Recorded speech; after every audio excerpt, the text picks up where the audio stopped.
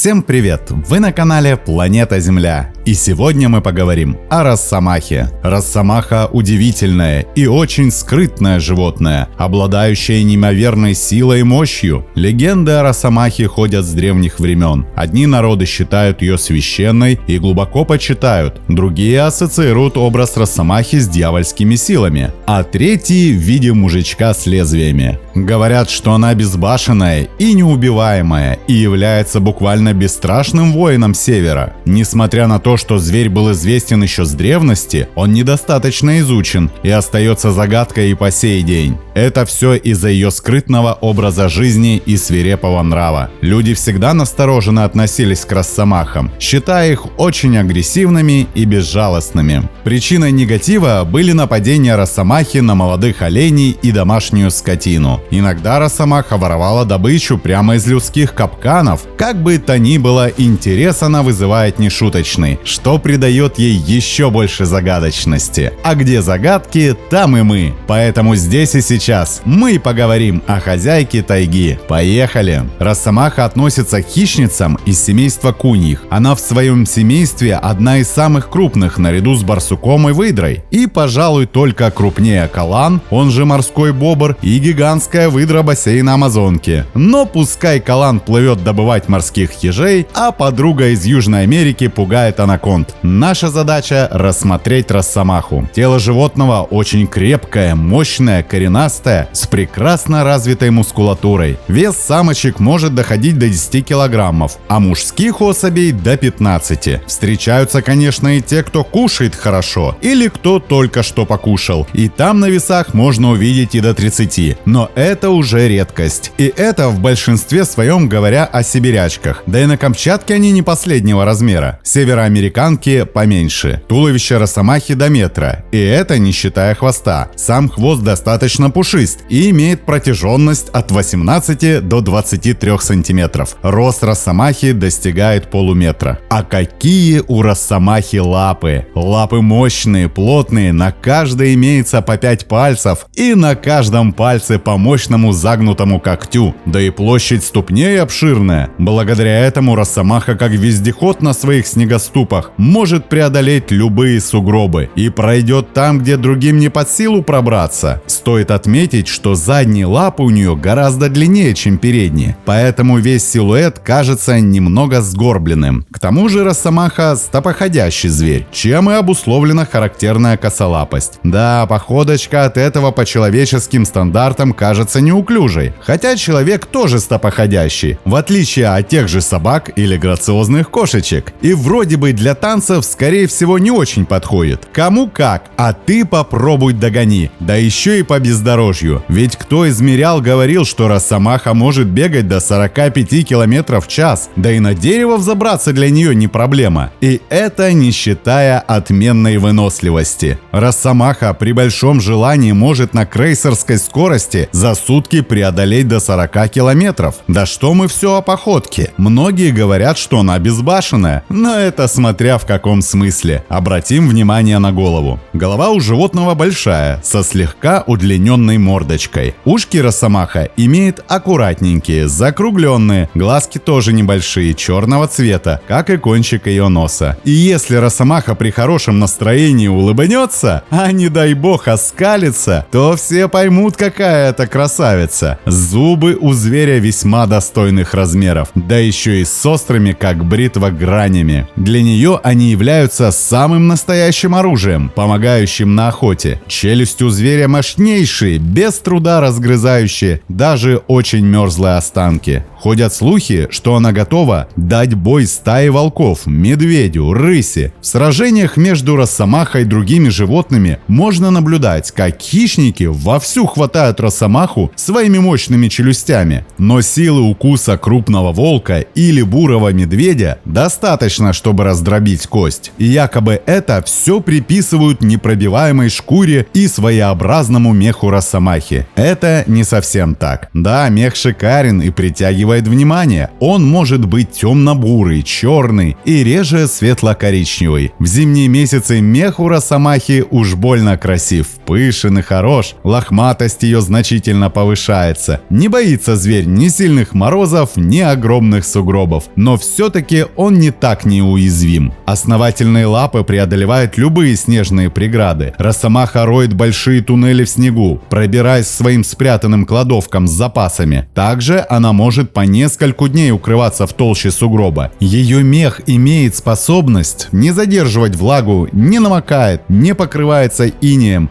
и отлично держит тепло. Летний вид росомахи не так богат и шикарен, как зимой. Мех в это время года более скуп и короток, поэтому животное выглядит немного несуразно. Практически у всех росомах на лице имеется более светлая маска, имеющая серебристый оттенок, а от самых плеч до крестца пролинованы рыжие полосы. На шее и в области груди тоже более светлый воротничок. И по внешнему виду росомаха очень напоминает бурого медведя, только более мелких размеров. И многие ее путают издалека или по незнанию с медвежонком или собакой. Еще в далеком 18 веке известный шведский ученый Карл Линней не знал, к какому виду стоит отнести росомаху, определяясь между лаской и псовыми. Что касается шкуры. Шкура и шкура. Плотная, хорошо на ней сидит. Одним словом, как на росомахе. И в стычках волки или медведь спокойно могут причинить непоправимый вред этому небольшому зверю. Если уж и не прокусив шкуру, то косточки могут хрустнуть на раз-два. Так в чем же секрет, если не в шкуре? Самый главный секрет ее неуязвимости – это наглость и вонючесть. Воняет она как скунс, о котором мы обязательно поговорим со временем. И поэтому у нее есть и другое название – скунсовый медведь. И если разбираться в этом вопросе более подробно, то можно сказать, что врагов в дикой природе у росомахи не так уж и много. К ним можно отнести таких хищников, как волки, рыси и медведи. Но нападают они на росомаху крайне редко, стараясь обходить ее стороной. Все дело как раз таки в ее специфическом аромате, который она выделяет не только чтобы пометить территорию, приманивать особь противоположного пола, но для и отпугивания недоброжелателей. Этот ароматический секрет придает зверю сил и отваги до такой степени, что росомаха может без тени стеснения варварски стащить добычу у волка и рыси. Известны случаи, когда даже медведь страдал от таких наглых выходок хищницы. Рысь не хочет идти в атаку на росомаху, брезгуя ее отвратительным запахом, так как сама является чистюлей. Она старается поскорее скрыться от такой смердящей нахалки, чтобы с ней лишний раз не связываться. Крупные мужские особи росомахи сами не прочь напасть на волка, чувствуя недюжую силу и мощь и обладая мощнейшими челюстями и острыми клыками. Если первые два аргумента не помогают, в ход идет химическое зловонное оружие. Злость и свирепость росомахи иногда просто зашкаливают, поэтому даже медведь старается держаться от нее в стороне.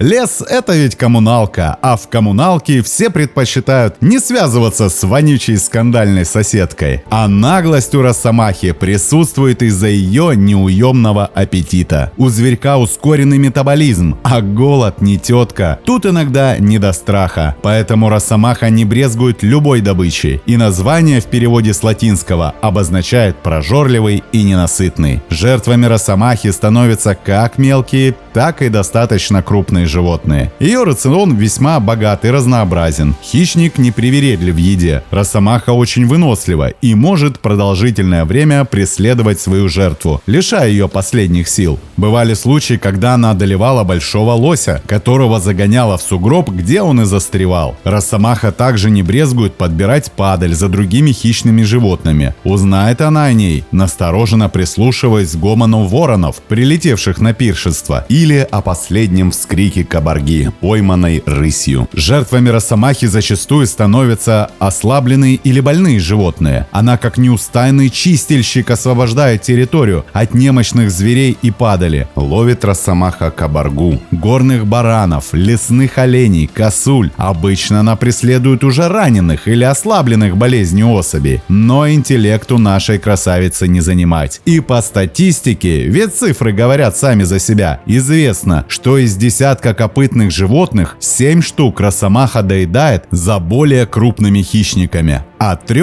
отлавливает собственными силами. Росомаха не прочь отведать и мелких грызунов, зайцев, белок, ежей. Если мелкую добычу она съедает моментально, то тушу крупной делит на несколько частей. То, что съесть уже не может, прячет в потайных кладовочках, которые устраивает и под землей, и между скал, и под снегом. Известно, что тушку кабарги зверь может съесть приблизительно за 4 дня. Так мало того, этот небольшой властелин леса еще и оставляет печать властелина на своей кладовке, пометив ее. Не всякий зверь будет потом есть такое блюдо, а свое клеймо, как говорится, не пахнет. Летом рацион хищницы более разнообразен. В него входит разнообразная птица и ее яйца, рыбные деликатесы, мыши, змеи, ящерки, лягушки, личинки насекомых, орехи, ягоды и даже мед. Иногда, правда, очень редко случалось и такое, что росомахи объединялись стаями для более продуктивной охоты. Это было замечено в Сибири и на Дальнем Востоке, где большое количество кабарги. Росомахи давно приметили, что она спасается от врага, бегая по кругу. Из-за этого смышленые животные придумали определенную охотничью тактику. Одна росомаха преследует кабаргу, гоняя кругами, а другие ее подельники ожидают, когда этот круг замкнется и у жертвы не останется шансов.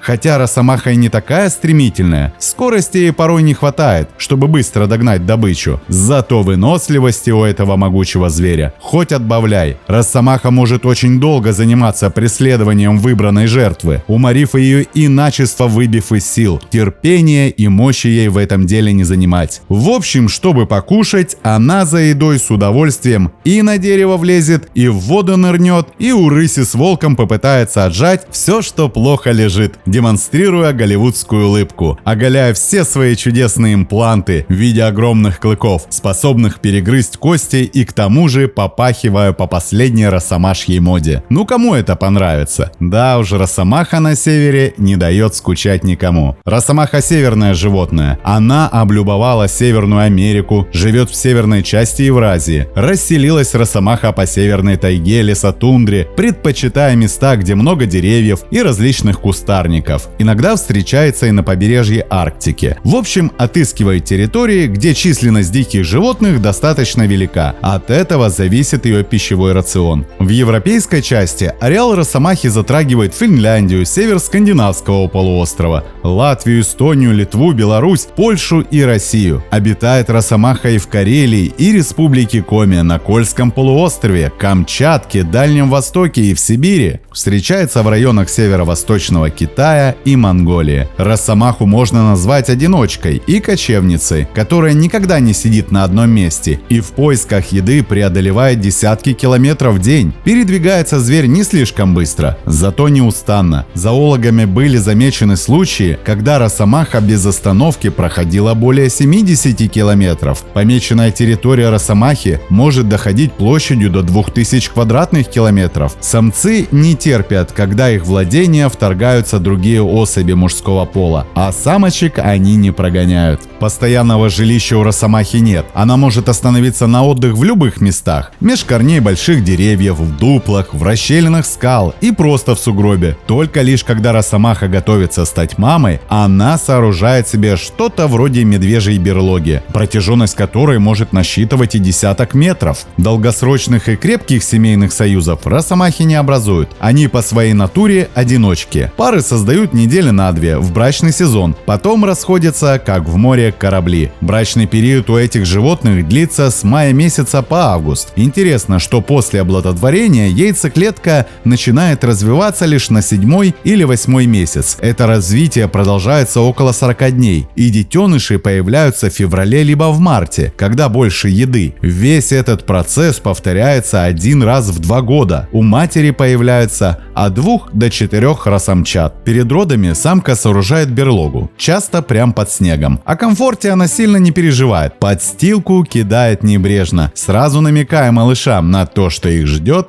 непростая кочевая жизнь, где постоянное жилище совсем не понадобится. Малыши появляются совсем беспомощными и незрячими, с пушистым светлым мехом. Весят такие крохи около 100 грамм. Зрительная способность у них формируется ближе к месяцу, тогда и вес доходит уже до половины килограмма. Заботливая мама росомаха почует их своим молоком до 3 месяцев, потом начинает вводить в их рацион полупереваренное мяско, затем приступает к охотничьим урокам. Ближе к середине летнего периода подросшие детеныши выбираются из берлоги и ходят по пятам матери, которая приучает их к постоянным переходам и прививает навыки поиска добычи. С мамой детки проживают, пока им не исполнится 2 года от роду. Потом разбредаются в поисках своей территории, на которой ведут обособленный и независимый образ жизни. В естественных суровых природных условиях росомаха способна дожить до 10 лет, в неволе немного больше. На охоту зверь выдвигается обычно в сумерках,